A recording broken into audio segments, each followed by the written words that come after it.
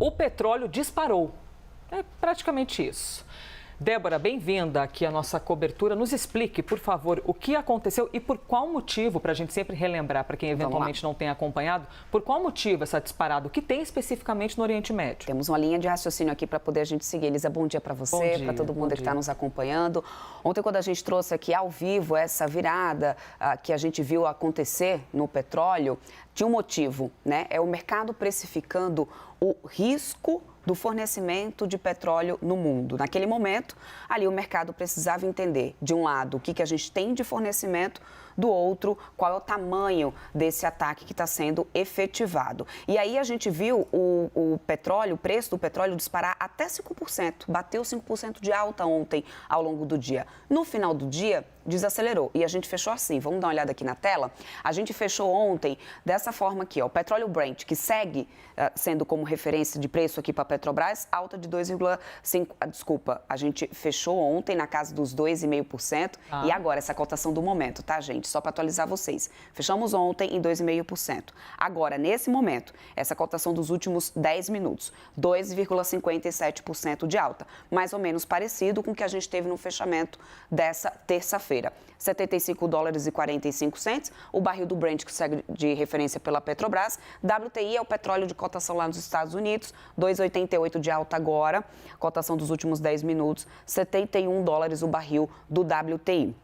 Por que eu chamo a atenção para isso aqui, Elisa? Quando a gente bateu os 5% de alta ontem, era o mercado tentando entender o tamanho do risco. Depois acalmou um pouco, entendendo o fornecimento de petróleo, o quanto que a gente tem de petróleo no mercado hoje e que não precisava de um tamanho risco como a gente estava vendo ao longo do dia. E, Débora, nem tinha acontecido o ataque ainda. Efetivamente, não. Assim, a hipótese de ocorrer o ataque já tinha feito esse número do petróleo mexer. Que foi o que a gente trouxe aqui ao vivo no live. Bateu ali 3% de alta, começaram os ataques, chegou a 5%.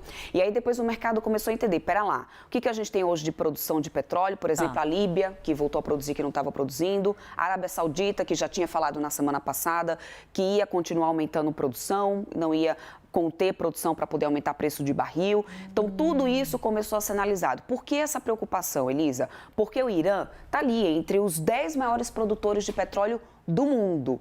E porque o Irã é quem conduz ali o Estreito de Hormuz, que a gente também falava aqui no live. É verdade. Que eu mostro aqui na próxima tela para vocês. Bom mostrar de novo, com alguns ótimo. números, exatamente. E trouxe até alguns números dessa vez aqui para poder a gente entender, Elisa. Estreito de Hormuz, que era o que a gente mostrava, é esse pedacinho aqui que vocês veem na imagem que está circulado. Esse estreito, ele tem aqui uma largura de 33 quilômetros, mais ou menos. Nossa, olhando assim nem parece, Parece né? mais, né? Aliás, parece menos, Parece menos, olhando assim, parece que é só uma curvinha ali. Pois 33 quilômetros. E acaba sendo essa curvinha, Elisa. Por quê? Tem 33 quilômetros, mais a área navegável, ou seja, que dá para poder um navio passar, transitar, dá cerca de 6 quilômetros, 3 quilômetros para cada rota, de ida e de vinda. Ou seja, é realmente uma região que é estreita, não à toa esse nome. Pro lado do Irã, a navegabilidade, a profundidade, ela é menor, portanto, vem um pouquinho mais para cá, esse canal por onde passa praticamente toda a produção, 88% da produção de petróleo do Golfo Pérsico. Eu estou falando de produção que vem daqui do Irã, que vem da Arábia Saudita, tudo isso que passa por aqui. Essa produção que a gente tem de petróleo aqui dessa região equivale até 30% de consumo de petróleo do mundo. Você vê o tamanho do poder dessa gente. Pois é.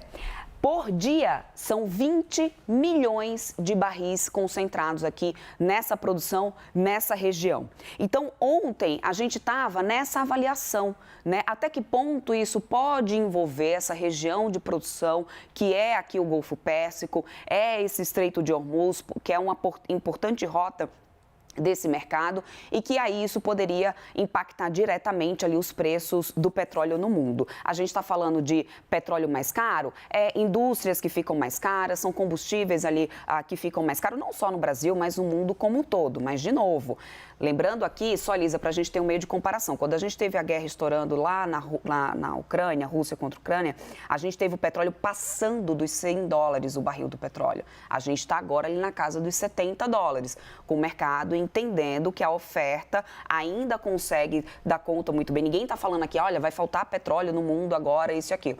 Avalia-se ainda o risco, é tanto que a gente continua com o petróleo em alta, até porque a gente tem outros atores ali que tá sempre ali no alerta, né, Elisa? Quem? Estados Unidos, Rússia, o envolvimento desses outros países também pode escalar ainda mais essa preocupação.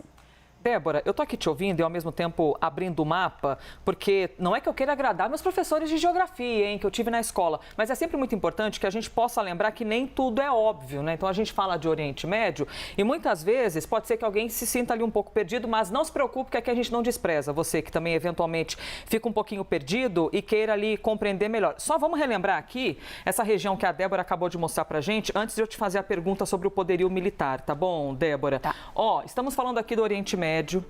Israel, cadê Israel no mapa? Tá aqui, tá? É esse cone que nós estamos vendo aqui. Peraí, deixa eu diminuir o tamanho, tá? Israel tá por aqui. O Líbano, aqui em cima, fazendo fronteira. Nós falamos sobre a Síria. O professor acabou de falar sobre a Síria, da conexão do Irã com a Síria. Onde é que está a Síria? Tá aqui. Que faz fronteira com o Iraque. E que aí a gente chega, olha o tamanho desse bichão que é o Irã. Tudo isso aqui.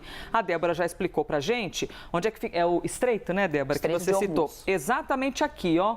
O estreito que a Débora tá falando pra gente.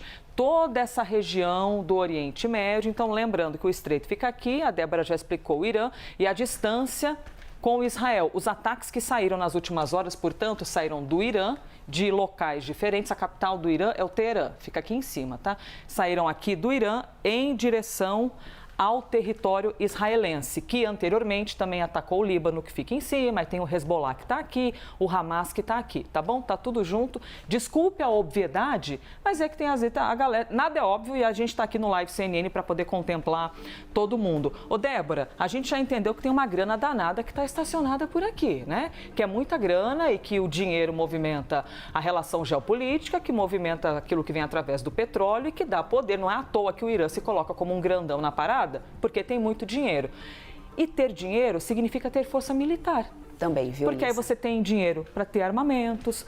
Quanto deve custar um míssil que o Irã lança em direção a Israel? E você também tem esse levantamento para a gente, para mostrar esse poderio militar. Eu trouxe aqui uma comparação para a gente entender do poder militar de cada um desses países agora envolvidos diretamente nesse conflito. Então a gente faz uma troca. Então vamos trocar por aqui. Começando pelo orçamento, já que você está falando ali de dinheiro, Elisa.